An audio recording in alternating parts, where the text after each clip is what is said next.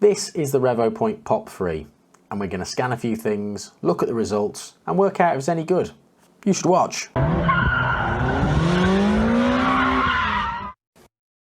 Welcome to Making for Motorsport, where we make more, spend less, and go faster. So regular viewers will know I'm a huge fan of 3D scanners and what they allow you to do in terms of reverse engineering and making your own bits and giving you the data you need to be able to design things. And if you're not familiar with the channel, then please, after you've watched this video, go out and check some of the other videos I've done, because they all really tie into what you can do with these little boxes of tricks.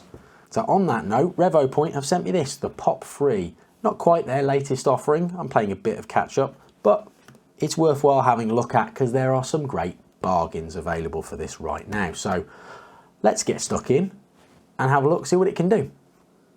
So while the disembodied pair of hands unboxes it, I will let you know that Revopoint sent me the POP3 and the dual axis turntable free of charge for purposes of this review. Now, Revopoint have no prior approval on this video, nor do they have any editorial rights. And furthermore, I've already got multiple 3D scanners, so I've got no axe to grind to keep Revopoint happy here, so you can be guaranteed this is an honest review. So the POP3 comes in a lovely kind of brushed suede case, and you can see inside there is a place for everything, and it's really neatly laid out. The form factor of the POP3 is pretty much exactly the same as the other two previous POPs. This one maybe got a slightly better feel to it, but it's pretty much the same looking device, and it still keeps the handy buttons on the back, which is great for usability. It also comes with a extendable tripod, which is one of the better ones, nice and sturdy, holds the scanner really well, and the turntable. Not a huge amount to say about this, other than, you know, you can put batteries in it as well. Lift the flap and you can see all the little accessories, starting with the battery grip for when you want to use the scanner with a mobile phone, and the phone holder here, which then you can click the pop onto the top of, and it makes it into a really neat little package for mobile scanning. Elsewhere in the case, there's a load of other accessories, instructions and paperwork. Got some how-to guides. The instruction manual is pretty good, I must be honest. There's not many questions that it didn't answer, and all the cables are nicely labelled so you know what to do with them all. Also included in the package is this marker blanket and also some stick-on markers, which will be very useful for larger scans. So that's everything that comes with the standard POP3 bundle. So let's have a look at this dual axis turntable and see what this is all about. And there's not a huge amount to say, to be honest. It comes in a pretty box and there's a few things in there with it, like instructions and a marker top for it and a sticky pad to stick stuff to it so when it tilts they don't fall off. And the turntable itself, I mean, I'll demonstrate how it works later in the video, but the idea is that it tilts as it rotates, so it allows you to capture more of the model in one scan than is otherwise possible. That's it, unboxed. Let's try it all out. So now everything's unboxed, we're going to install the software, and if you recall on the last scanner comparison video I did, I thought that the RevoScan software was the weakest part of the Revopoint offering. The scanner hardware was quite good, but the software was clunky, not intuitive, and very difficult to use. Well, I'm happy to say with the latest software, they have fixed this problem and it's much better. So to get the latest software, you just go to the website, you download it, and it installs in the same way as every other piece of Windows software that you've ever come across. Once everything's installed, it automatically recognizes what type of scanner you are using and you are good to go. Unless, of course, it thinks you need a firmware update, in which case click OK and it all happens automatically. Quite like DJI products in that regard. I like it. Once updated, and because this is the first time we've used it, it wants calibrating. So I'm not going to go through every single step of this, because if you guys out there can't follow simple instructions, hey, 3D scanning's gonna be a challenge. All you need to know is that it's easy. Right, that's the foreplay out of the way. Let's get scanning. Firstly, a health and safety message. We all know how important hydration is, so at all points, gentlemen and ladies, stay hydrated. So the first scan we did was off the tripod with the white bust on the turntable. So I didn't mess around. I didn't play with any of the settings. I actually had a little fiddle with the exposure, which is something you have to do on pretty much all 3D scanners, but the auto setting on the software was pretty much perfect. The distance you can see to the scanner in the bar in the middle, the green, is just hovering around excellent. Didn't change any of the settings, and I just sent it and let it do its thing. The only thing I made sure is that I was correctly hydrated. And a minute or so later, once it'd done a couple of rotations, stopped it, and the point cloud is almost perfect. So because we've done this scan off a tripod, we really need to rotate the model. So I've put it on its back here so we can do another scan and get all the details that we missed from the tripod. Because remember, the scanners have only got line of sight to the model, so if there's an overhang or an area underneath, they can't see it. So a little bit of reorientation, reconfiguring of the position, and we're scanning again. I leave it to do its own thing. It's perfectly capable, does not need me to watch it, and there we have another scan of the same item but in a different orientation, so it's captured different details. So to complete the model, we spin it on its face and then scan it again. So this will then give us 3 scans of the same model with all different angles covered. So the next step in the Revo Studio workflow is to fuse the model. So you've got all 3 on the left hand side, you can see them there, and we press the fusion on the top ribbon to give us the fusion pane on the right. And there's some options here which are all really well explained by the instructions below, so I'm not going to go into every single one of them, but just simply to say this is the next step in the process. So hit next and let's get on with it. So each one of the scans is fused, and I was a bit of an idiot because I actually used the one-click edit, which takes the model all the way through to a full mesh for the 3rd scan. Fortunately, Revo Studio was able to deal with that and was still able to use it in the merge process, which is what we're doing now. So each scan contains only part of the information required for the full model. So we need to combine all of those so they fill in each other's blanks. However, you can see they're all not aligned. That's where the merge function comes in, and the software does it automatically perfectly. First time, no problems. Okay, an easy model, but still very impressive that it did it completely first try. And there you have it, a single combined cohesive model which has all of the blanks filled in. But if you look really closely, you can see there's some imperfections. There's some point clouds data that are just hanging there on their own. So this does need a small amount of editing. Fortunately, the software's got a good suite of editing features. So first off, you've got simplify, so that reduces the number of points. You've got smooth, which will help obviously smooth them out. You've got overlap that detects where you've got too much data in one area. And then you've also got what we're going to use, which is isolation. So that picks up the isolated points that aren't part of the rest of the model. You can see them here highlighted red, and they're easy to delete.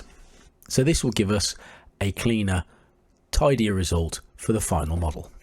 So this means there's only one thing left to do, which is press mesh. So once that's processed, we have our final model. And there you go. Doesn't he look lovely?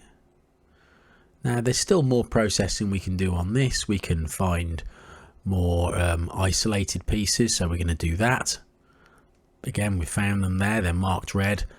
Click OK, and it's been applied successfully. And we can do the same processes. We can fill holes, so we find any holes in the model, so we can make it essentially watertight. And there's lots of different options around these, so you can tweak and change your model all within the one piece of software, which is a big step forward for RevoScan. So this software is now pretty much a joy to use. So to finish this off, I made a few more tweaks using the inbuilt tools until I was happy with the model, and then exported it. And because this seems to be the kind of thing that you do with these type of models, I decided to send it to my X1C Bamba Lab and print it. I have just praised the software a lot, but there's a couple of issues that I do have with it. One, it doesn't let you orientate the model in 3D space, so you can see it on the slant here. But fortunately, the slicer allows you to orientate it fairly easily, and the other thing, it doesn't allow you to give it a flat bottom. Again, the slicer software allows you to achieve that here. A lot of other slicer software does it, and there's lots of other ways of going around this, so it's not the end of the world, but it would be nice to see it built into the software itself. So without further ado, I press print, and fairly quickly later, I mean, the Bambi Lab's quick. It's not quite this quick, but it is quick. I had another one of the busts, and you can see that, yeah, it's printed out very nicely, and you've got to be happy with that as a representation of the original. Here they are side by side, spinning in unison, and to be fair, from more than a metre away, struggled to tell which was the original. So all three of those scans, the merge and the processing time, took about 13 minutes. So it's pretty quick and punchy. So I'm quite happy with that. Now it was time to try something slightly different, and we brought out an old classic, the Little Spanish House. And we're going to use the dual axis turntable for this to see if we can capture all of the data in one go. Now, the dual axis table allows you to do some lovely things with Bluetooth and talk to your phone. However, I was using the phone to film this. So fortunately for me, Revopoint put some lovely buttons on the side, and it works really well. We're also scanning this time in texture mode, so you can see the flash of the camera. 6 minutes later, taking only one scan, so no merges required. This is the model that it gave us. Colors look pretty good, the details there. We needed to do a bit of cleanup on the back face because the scanner got a bit confused, but you can see dead easy to do with the inbuilt tools in the software. Again, another big win. This couldn't have been easier.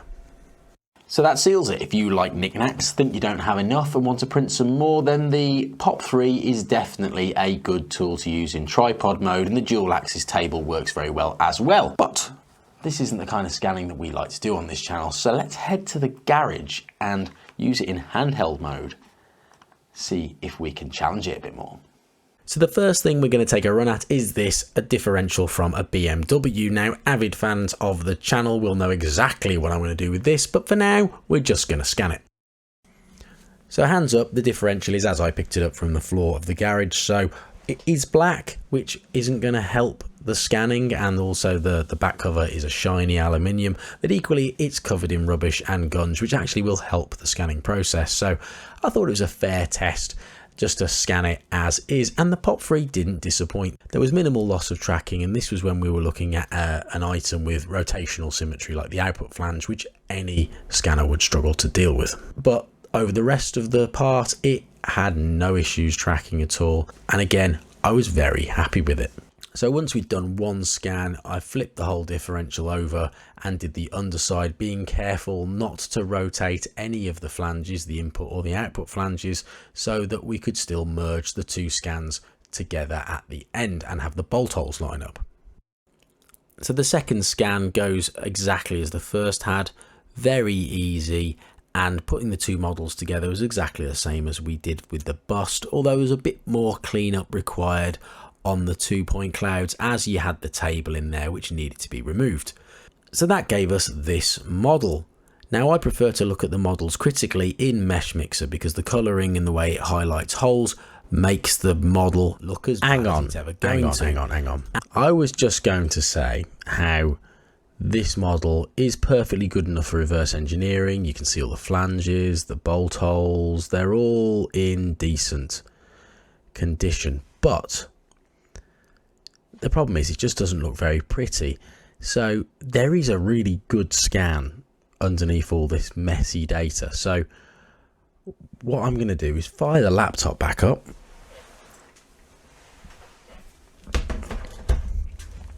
So I'm going to use the editing functions in the software to try and drag a better scan out of this data, because there's a decent scan in there just waiting to come out.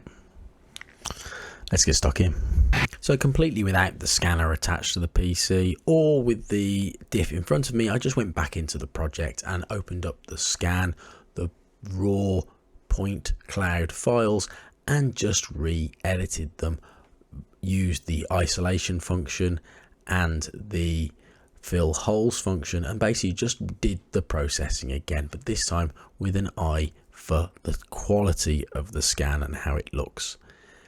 And again, dead easy, very intuitive software. Okay, I think we've got somewhere. So this is what we originally had, and this is what we've got now after a few minutes of using the software and tidying it all up. Yes, it's still not perfect, and you could spend even more time really getting an absolutely perfect scan, and you're always going to have problems with the bolt holes, etc. But it looks pretty good.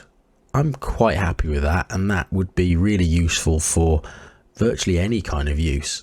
So again, another win for the POP3 and the software. So next up, we're going to do the front of the Mini, which is always going to be a challenge for a narrow field of view scanner like the POP3, but we're going to give it a go. So we've changed back to standard accuracy, and I've increased the scanning distance so that I can capture as much of the car as possible. When we get going, it goes fairly well as long as there's nice feature-rich components, but you can see we lose tracking fairly quickly. Now looking at the video, that might be me having the scanner too far away. I paused it, got the scanner closer and started the scan. The software picked up the position very quickly, which is good. And as long as we kept nice feature rich areas in view, it had no problem. But straight onto the bodywork, and you can see it's lost orientation and we're getting an error. So quickly we stopped the scan and used the greatest part of the software, the undo button. It's over here, and I'll show you that process again because it's great. So you simply pause the scan, go over to this undo button, and it removes individual frames like snapshots of capture until you've got rid of the bits that you don't want anymore. Now it would be better to not have the miss scan to undo in the first place, but you get that with every single type of scanner at this price point. But you don't always get the undo button. So on this, Revopoint is miles ahead because none of the other scanners I've used has this feature, and it's fantastic. So we get going again, and this is the odd loss of tracking, which I can't really blame the POP3 for, and now we've captured more data, it's easy enough to re-establish tracking when we do lose it. But it is difficult to capture data quickly because of the narrow field of view that the POP3 has, and we're trying to work more bodywork in, so capturing bodywork and some detail to maintain tracking is a difficult thing to do. But we're getting there, we're making some progress until this happens, which is yet another loss of tracking. It's not the end of the world, we can go and use the undo functions and we can get scanning again. So the rest of the scan continued in pretty much the same way, trying to find the balance between the distance from the target that the POP3 wanted, yet also trying to keep enough information in the field of view so that it knew where it was. Now a lot of the Revopoint fans will be saying, you're using feature mode on flat surfaces, use marker mode. Well, yes, I will use marker mode and I'll try that, but it's a pain in the arse because it takes a very long time. So feature mode is always preferred because of its convenience, and we need to know how good it is. And we always knew that the POP3 was going to struggle because of the type of scanner it is, and there are better scanners for this like the Revopoint range, which I also have and will be doing a review on that imminently, but most home gamers can only afford one 3D scanner, so they deserve to know how versatile it is. After 8 minutes scanning and 3 minutes processing, this is what we have, which isn't great. And this is what it looks like in Mesh Mixer. So where the panel's been captured well, you can see the surface finish is quite good, but there are quite a lot of imperfections even where we thought we had a decent scan.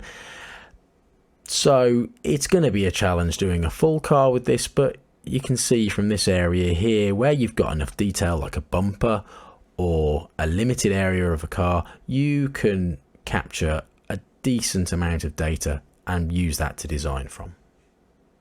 So the next challenge we've got for the POP3 is the engine bay. So I whipped the front off the Mini and waved the POP3 at it. And to be fair, it went pretty well. You know, you're getting some early loss of tracking, but generally speaking, there's more than enough features on the engine bay to keep the tracking working well. And you can see within pretty much a minute of scanning, 2 minutes of starting, we've got a fair amount of detail in the scan. And I set about trying to expand the scan, get more detail in, but to be honest, I was a bit disappointed on how much it was picking up. The pop seemed very affected by the type of finish, whether it was shiny or whether it was metallic. Most of the engine bay is dirty and oily, but there were some areas that it just did not pick up at all. Now what I was really after here was a nice clean scan of the engine bay and also picking up the suspension pickup points for a future project I've got with the Mini. After 5 minutes of scanning, it was clear that the POP3 just wasn't picking up the details that I was needing here, especially after we processed the scan, and this was all we were left with. Yeah, not ideal. Clearly then it's time to try something different, so I broke out the A-Sub sublimation scanning spray to see if we can pick up a bit more detail, and then went at it again, and I'm happy to say that the scanning spray made all the difference. It helped the POP3 scan more of the material regardless of what it was made of and what it looked like, and so within about 6 minutes I built up a far more detailed model of the engine bay, and I've got every confidence that wherever there's feature rich components, the POP3 will scan it very successfully. So after about 6 minutes of scanning, that gave me a model that looked like this. Now it's not perfect by any stretch, but there is data in here, and as I said, it was only 5 or 6 minutes, so if you were to really spend your time and effort on this, I've got every confidence you could get a pretty good scan. Final things to test on the POP3 are marker mode and handheld mode.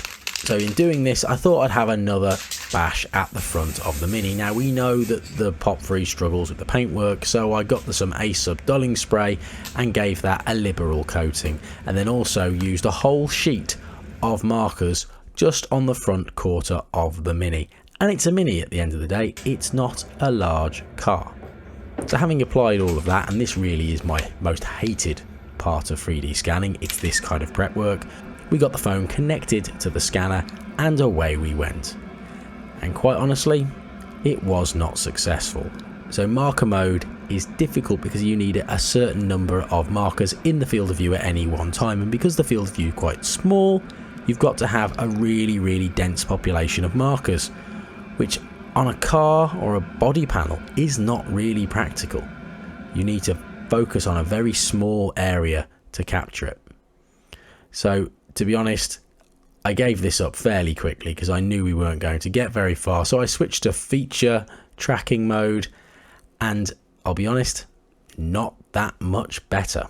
Now maybe it wasn't working quite as well connected to the phone, but a lot of people will think they will be able to buy this, hook it up to their phone and go and scan cars in the real world on the side of the street, and it's just not going to be that easy. As a last ditch attempt, I turned the lights off and gave it another go just in case there was some interference from the studio lights. Yeah, that wasn't the case. Unfortunately, this did not do the job. So, the POP3, we've put it through its paces, and what have we learned? Well, it's a good, useful little scanner. It's an improvement on the POP2, and the RevoScan software now is massively improved. It's a joy to use, and the back button is, quite honestly, game-changing. No one else offers it that I know of at this price point, and it can save a ruined scan. And it's a huge plus point for the Revopoint offering. However, this scanner is also limited in the same way as most other scanners of this price point are, which is dedicated really for certain types of scans as dictated by its field of view. So scanning something on the turntable or something that you could fit on a desk with lots of features for it to lock onto, it'll give you as good a scan as you're going to get out of any of these consumer scanners. But something with fewer features, something larger, it's going to really struggle because it's simply not looking at enough of the part to gather enough data to know where it is. So it loses tracking a hell of a lot, which is a shame. But that's where this comes in, which is the Revopoint range, which is their wider field of view scanner. So we're going to be trying this out next. So keep an eye out for that video. But in the meantime, hopefully you found this video helpful. If you have, please hit the thumbs up. I mean, you've been watching it this long. Come on, I deserve a thumbs up. Give me one. Press it now. Press it. If you want to help the channel some more, there's some merch available on the website. I'll put a link in the doobly-doo down there. And if you want to help the channel even more, then hey, there's Patreon, and feel free to subscribe and join these wonderful human beings kind of over there somewhere. Look at them. Gorgeous, all of them. So that's it for now. Thank you very much for watching, and be good. If you can't be good, don't get caught.